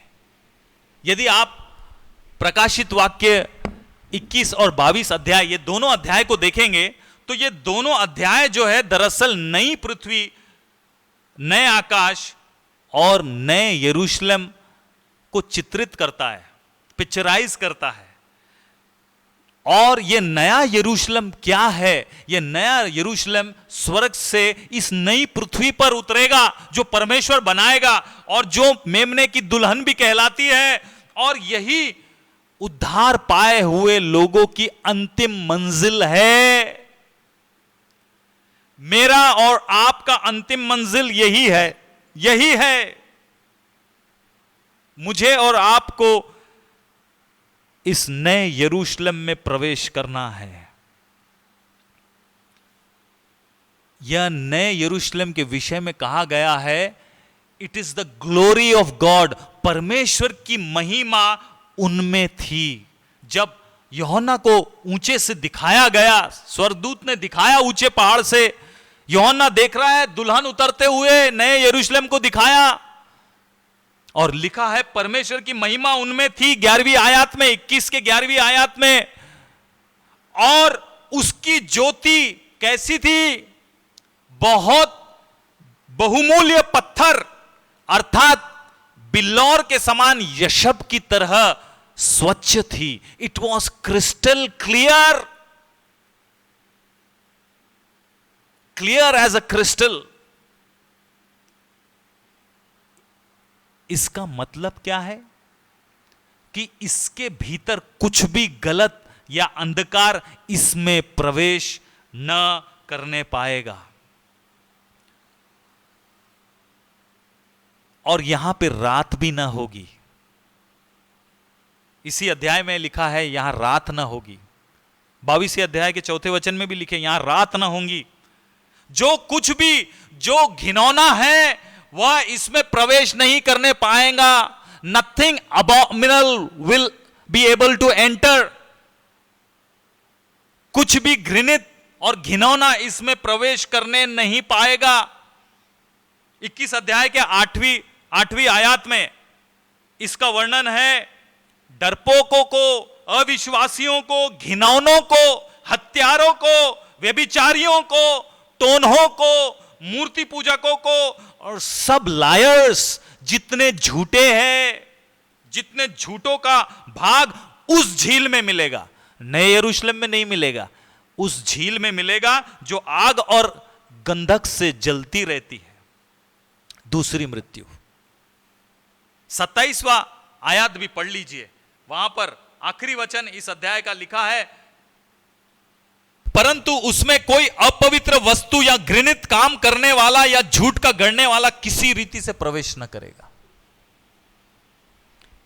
कोई भी अपवित्र या घृणित चीज इसमें प्रवेश नहीं करने पाएगी। झूठ का गढ़ने वाला इसमें प्रवेश न करने पाएगा। केवल वे ही जिनका नाम मेमने की पुस्तक में लिखा हुआ है। क्या मेरा नाम, क्या आपका नाम मेमने की पुस्तक में लिखा है? बहुत बड़ा सवाल है। यीशु मसीह ज्योति है, यीशु मसीह सत्य है। He is the light, the lamb is the light। इस नए यरूशलेम में लैम्ब इज द लाइट, मेमना ही ज्योति होगी। परमेश्वर इसकी ज्योति है, वह सत्य है। नया यरूशलेम उनके लिए है जो परमेश्वर की इस ज्योति से प्रेम करते, इस सत्य से जो प्रेम करते हैं। यीशु मसीह ने कहा जगत की ज्योति मैं हूं। यीशु मसीह ने कहा मार्ग, जीवन और सत्य भी मैं हूं। जो इस ज्योति और सत्य से प्रेम करते हैं उनका भाग नए यरूशलेम में पाया जाएगा। लेकिन शैतान तो झूठों का पिता है। सब झूठों का भाग कलाम कहता है उस आग की झील में मिलेगा। यदि हम सत्य से प्रेम करें तो हम कभी भी धोखा नहीं खाएंगे। Love the truth. सिर्फ हमें सत्य को सुनना नहीं है, उससे काम नहीं चलेगा, सिर्फ सुनने से काम नहीं चलेगा, लेकिन सत्य से प्रेम भी करना होगा। सत्य से प्रेम कीजिए, लव द ट्रूथ। ऐसे लोग हैं जो सत्य से प्रेम नहीं करते। उनके विषय में वचन क्या कहता है? उनके विषय में 2 थिस्सलुनीके 2 अध्याय 2 थिस्सलुनियंस चैप्टर 2 10 से 12 आयत कहती है, और नाश होने वालों के लिए, ध्यान से सुनिएगा, और नाश होने वालों के लिए अधर्म के सब प्रकार के धोखे के साथ होगा, क्योंकि उन्होंने सत्य से प्रेम नहीं किया जिससे उनका उद्धार होता। लोग अधर्म से ज्यादा प्रीति रख रहे हैं।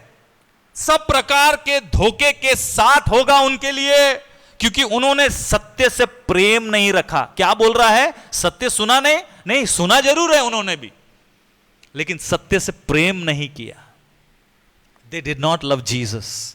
They did not love the facts of the Bible. उनको बाइबल की सत्य बातों से प्रेम नहीं है। ऐसे लोगों को बाइबल कह रही है कि सत्य से प्रेम नहीं किया जिससे उनका उद्धार होता।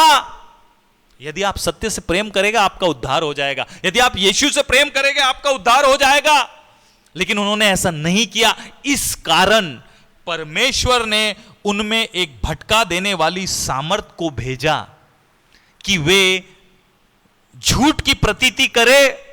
आज अफसोस, ऐसे लोग भटका देने वाली सामर्थ के वश में दे दिए गए हैं। जिन्होंने ऐसे लोग जो ऐसे दुष्शक्ति के अधीन हो गए हैं, अब वे झूठ की प्रतीति कर रहे हैं। वे झूठ को सच समझ के चल रहे हैं, ताकि जितने लोग सत्य की प्रतीति नहीं करते। ऐसा क्यों उनके साथ हो गया? क्योंकि उन्होंने सत्य की प्रतीति नहीं की, वरन अधर्म से प्रसन्न होते हैं। लिखा है वे सब दंड पाए। ऐसे लोग जिन्होंने अधर्म से प्रसन्न हो रहे हैं, जिन्होंने अपनी आंखें सत्य से मूंद ली है, जिन्होंने सत्य से प्रेम नहीं किया, जिससे उनका उद्धार हो जाता, आज वे दुष्ट आत्माओं के और नाश करने वाले दुष्ट शक्तियों के अधीन में है और वे झूठ को सच मानकर चल रहे हैं।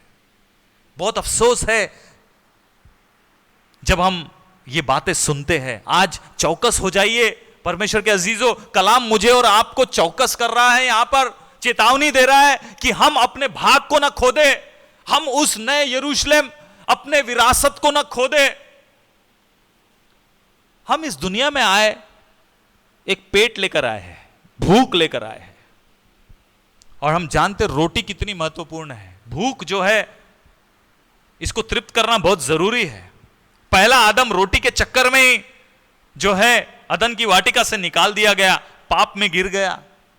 मृत्यु का सामना आज मानव जाति कर रही है इसी भूख के चक्कर में। जितने भी प्राणी हैं जिनमें सांसें हैं, परमेश्वर का कलाम कहता है प्रभु उनको भोजन से तृप्त करता है। भजनकार 145 में कह रहा है, सबकी आंखें तेरी ओर लगी रहती है और तू उनको आहार समय पर देता है। तू अपनी मुट्ठी खोलकर सब प्राणियों को आहार से तृप्त करता है। 15-16 आयत कहती है, Psalms 145, 15th and 16th verse says, यहोवा अपनी मुट्ठी खोलकर सब प्राणियों को आहार से तृप्त करता है। इसका एक आत्मिक संदेश यहां मेरे और आपके लिए भी है। एक उदाहरण देना चाहता हूं। हम इतने पक्षी देखते हैं, कितने बर्ड्स हम देखते हैं, अलग अलग प्रकार के पक्षी हैं और सबका आहार भी अलग अलग प्रकार का है। कुछ तो बीज खाते हैं, बीज धन धान्य खाते हैं, और कुछ पक्षी अगर आप देखेंगे वे कीड़े मकोड़े खाते हैं। कुछ पक्षी ऐसे जो सिर्फ फूलों का रस चूस कर जीते हैं, और कुछ ऐसे हैं जो ताजा मांस खाते हैं। ऐसे पक्षी भी है जो दूसरे पक्षियों को मारकर या दूसरे प्राणियों जानवरों के मांस पर जीते, उनका शिकार करके जीते। ऐसे पक्षी भी है, उकाब उसमें से एक अच्छा उदाहरण है। और कुछ ऐसे पक्षी भी है जो मरे हुए और सड़ा और गला हुआ मांस खाते हैं। कितने सारे पक्षी हैं, लेकिन सबका आहार अलग अलग है, सबकी भूख अलग अलग नजर आ रही है। They have a different appetite. सबके टेस्ट बड्स, जो उनके अंदर में स्वाद की ग्रंथियां हैं, सबकी अलग अलग है। जो फूलों का रस चूसते वो मांस नहीं खा सकते, वो सड़ा गला मांस नहीं खा सकते, उनके लिए बेकार है वो। उनका जो स्वाद की ग्रंथि अलग अलग है। इसी प्रकार आप देखेंगे हर एक के मन के अनुसार परमेश्वर उनको दे देता है, वैसा ही दे देता है। आपकी जैसी भूख वैसे आप तृप्त किए जाएंगे। आज मैं कहना चाहता हूं कि यदि एक व्यक्ति सत्य से प्रेम रखता है तो परमेश्वर उसको वो सत्य दिखाता भी है। मत्ती 5वां अध्याय 8वीं आयत में लिखा है, धन्य वे हैं जिनके मन शुद्ध है क्योंकि वे परमेश्वर को देखेंगे। 6वीं आयत कहती है, धन्य वे हैं जो धार्मिकता के भूखे और प्यासे हैं क्योंकि वे तृप्त किए जाएंगे। आपकी और मेरी भूख कैसी है? चौकस रहे। कलाम कहता है, यीशु मसीह ने कहा मरकुस 4 में 24वीं आयत में, चौकस रहो कि क्या सुनते हो, जिस नाप से तुम नापते हो उसी से तुम्हारे लिए भी नापा जाएगा और तुमको अधिक दिया जाएगा। कहने का मतलब, जैसी तुम्हारी चाहत है वैसे ही तुम्हारे लिए हो जाएगा, तुम्हारे लिए दे दिया जाएगा।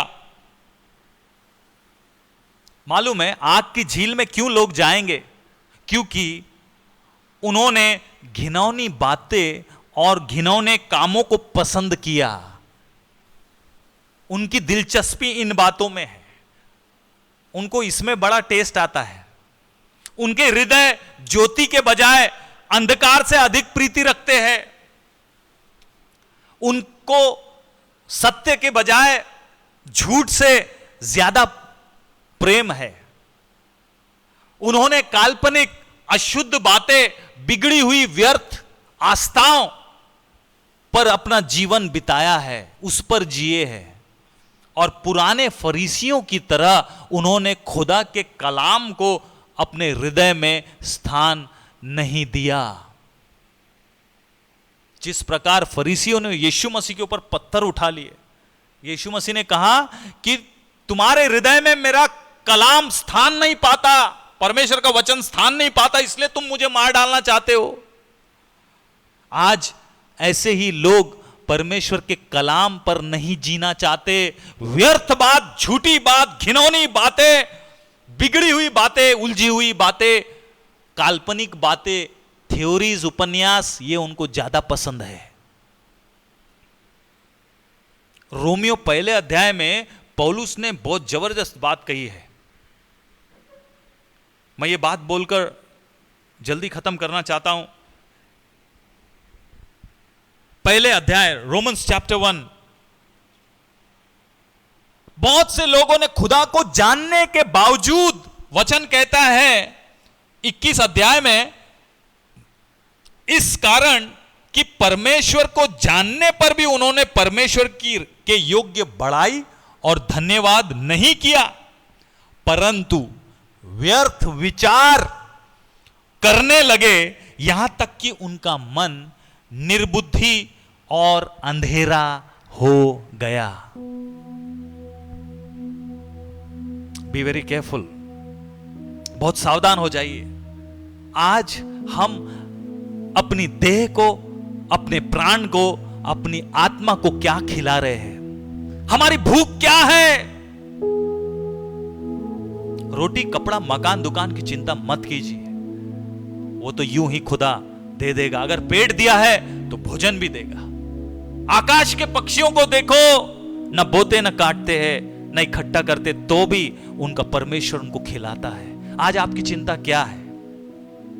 आज आपको इस बात को गंभीरता से लेना चाहिए कि मैं, मेरा घराना, मैं जितने लोगों को सुसमाचार सुना रहा हूं, जहां तक हो सके मैं हर एक को न केवल परमेश्वर के उद्धार के लिए वरन सिद्धता के लिए तैयार करना चाहता हूं। खुद को भी पहले तैयार करना चाहता हूं और उसके बाद खुदा के अनुग्रह के साथ, उसकी शक्ति में होकर औरों को भी तैयार करना चाहता हूं, ताकि वे मेरे मुकुट और मेरे पुरस्कार ठहरेंगे। जब मैं अनंत जीवन में प्रवेश करूंगा तब मैं लज्जित नहीं होऊंगा।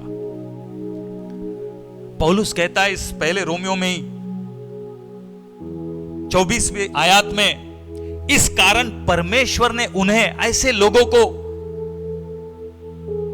जो व्यर्थ विचार और बातों में फंस गए, उनका मन निर्बुद्धि और अंधकार हो गया, लिखा है मन की अभिलाषाओं, उनके मन की अभिलाषाओं के अनुसार अशुद्धता के लिए छोड़ दिया। ओह, कितनी भयानक बात है। परमेश्वर ने उनको उनकी मन की अभिलाषा के अनुसार छोड़ दिया। कई लोग कहते, प्रभु तूने उनको बचाया क्यों नहीं? परमेश्वर तू उनको क्यों जाने दे रहा है? परमेश्वर जबरदस्ती का परमेश्वर नहीं है। आपकी जो भूख है उसके अनुसार वो आपको देगा। एक गिद्ध जो है सड़ा गला मांस खाता है, उसको फल फ्रूट और बीज खिलाएंगे वो मर जाएगा। उसकी जो चाहत है वो गंदा ही खाने की है। बहुत से ऐसे लोग हैं जो ऐसे ही गंदगी में जीना चाहते हैं। उनके लिए लिखा है, उनके अभिलाषा के अनुसार परमेश्वर अशुद्धता के लिए उनको छोड़ दिया कि वे आपस में अपने शरीरों का अनादर करें। 26वीं आयत कहती है, परमेश्वर ने उन्हें नीच कामनाओं के वश में छोड़ दिया है। कितना सीधा, कितना धारदार और आर पार कर देने वाला कलाम। नीच कामनाओं के वश में छोड़ दिया है।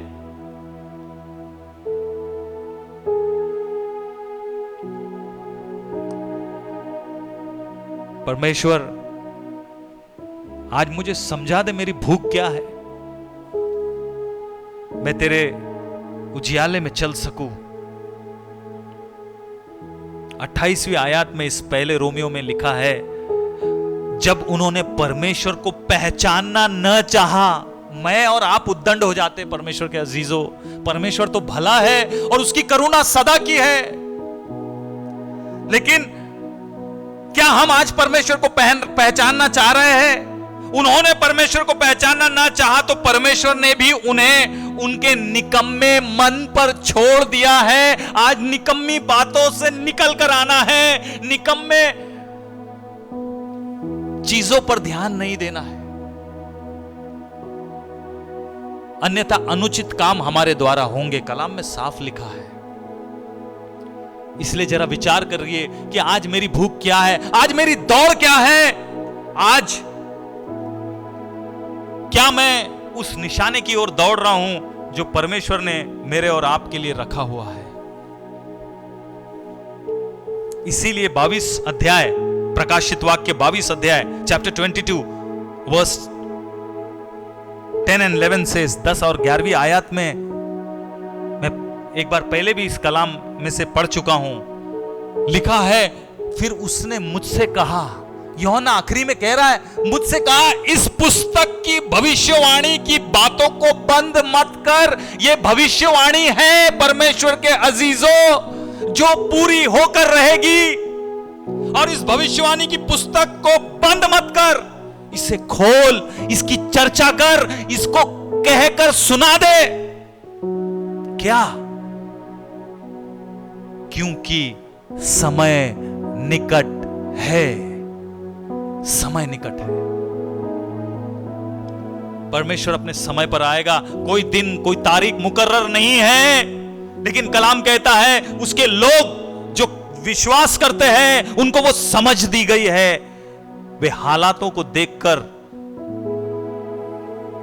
पहचान लेंगे। क्या आज आप पहचान रहे हैं, या आपका मन इस पृथ्वी की बातों पर लगा है, या हम स्वर्गीय धुन में हैं? आज हम किस धुन में हैं? वो कह रहा है जो अन्याय करता है वो अन्याय ही करता रहे, जो मलिन है, फिल्दी है, घिनौना है, वो मलिन बना रहे, जो धर्मी है वो धर्मी बना रहे, जो पवित्र है वो पवित्र बना रहे। इस पुस्तक की बात को बंद मत कर, क्योंकि समय निकट है। आज अपने आप को बेध्यान मत होने दीजिए, लक्ष्य से भटकने मत दीजिए, लेकिन अपने आप को आज तैयार कीजिए। ये मेरे और आपके तैयार होने का समय है। हमारा लक्ष्य, हमारी आंखें उस स्वर्गीय राज की ओर हो। कितने वर्ष हमारे बचे हैं अब यहां, क्या आप जानते हैं? हम अपने विषय में नहीं जानते, हम दूसरों के विषय में नहीं जानते। हम इतना जानते हैं कि खुदा ने मेरे और आपके लिए एक नया आकाश और एक नई पृथ्वी का निर्माण किया है, और मेरा जो अंतिम लक्ष्य है, जो अंतिम मंजिल है, वो यही है। Last verse I am reading for today. आज की आखिरी आयत मैं आपके लिए पढ़ देता हूं। नीति वचन 4 अध्याय में बहुत खूबसूरती से 26वीं आयत में लिखा है, 26 और 27 में, अपने पांव रखने के लिए मार्ग को समतर कर। अपने पांव को रखने के लिए क्या कर? मार्ग को क्या कर? रास्ते को क्या कर? समतर कर। समतर मतलब लेवल कर, कहीं तू गिर पड़ ना जाए, खड्डे में ना गिर जाए। उसको सरल कर, उसको सीधा कर, उसको समतर बना, और तेरे सब मार्ग ठीक रहे। आपकी और मेरी चाल, आपका और मेरा रास्ता सही और ठीक रहना चाहिए, ना तो दाहिनी ओर मुड़ना और ना बाईं ओर मुड़ना। जब खुदा ने मुझे और आपको यह रास्ता दे दिया, मार्ग, सत्य और जीवन का रास्ता, अर्थात यीशु मसीह का रास्ता, बिना उसके कोई पिता तक नहीं पहुंच सकता, बिना उसके कोई ना उद्धार पा सकता, और ना इस नए आकाश, नई पृथ्वी और इस नए यरूशलेम का भागी हो सकता है। इस मार्ग से ना तो दाएं ना बाईं ओर मुड़ना है, लेकिन कलाम कह रहा है अपने पांव को बुराई के मार्ग पर चलने से हटा ले। आज एक ही दुआ मैं आपके लिए भी मांगता हूं, खुद के लिए मांगता हूं खुदा से, हे मेरे परमेश्वर, मुझे भटकने से बचा, मुझे स्थिर कर। आज परमेश्वर मुझे इस नए आकाश, नई पृथ्वी, इस नए यरूशलेम का वारिस बना। मैं तेरे राज्य में पाया जाऊं। जितनों को हम सुसमाचार सुनाते हैं, जितनों को प्रभु, जितनों में हम अपने समय को निवेश कर रहे हैं, तेरे भय में होकर, तेरे अनुग्रह से सेवकाई कर रहे हैं प्रभु, उन सब को हम तेरे सन्मुख पवित्र कुंवारी के समान उपस्थित कर सके, ऐसी कुवत प्रदान कर, ताकि वे हमारे मुकुट और पुरस्कार ठहर सके, ताकि आपके सामने परमेश्वर हमें खड़े रहने का हियाव हो सके। आज हर एक के मनों को तू शांति दे प्रभु। इन पृथ्वी की बातों से हम निराश ना हो, क्योंकि हम जानते हैं कि मेरा और आपका मसीहा जब आएगा दोबारा, उसका आना सत्य है। यूहन्ना ने अपनी आंखों से देखा है, यूहन्ना ने उस नए आकाश, नए पृथ्वी को भी देखा, गवाह है। और हम इस भविष्यवाणी की पुस्तक पर विश्वास करते हैं परमेश्वर।